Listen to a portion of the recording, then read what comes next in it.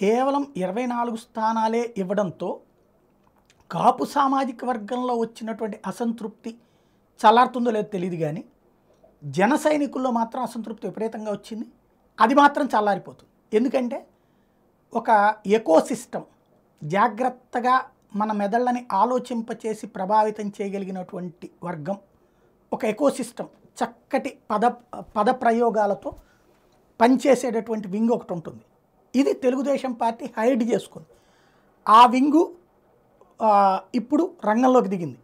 జనసేన పేరుతో పోస్టులు ప్రారంభించింది. చాలా చక్కగా దాన్ని జనసేనలో పవన్ ఏం చేసినా కరెక్ట్ అని భావించేవాళ్ళు దాన్ని క్యారీ ఫార్వర్డ్ చేయడం ప్రారంభించారు.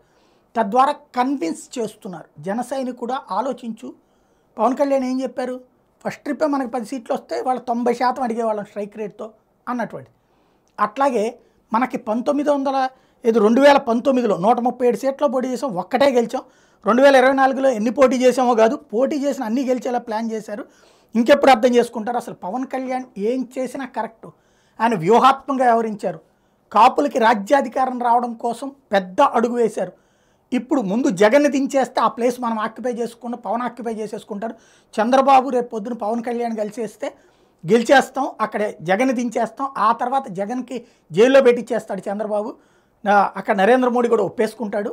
తద్వారా మనం ఆటోమేటిక్ అందుకని బీజేపీకి ఏం లేకపోయినా సరే పవన్ కళ్యాణ్ బీజేపీ అంటున్నారు.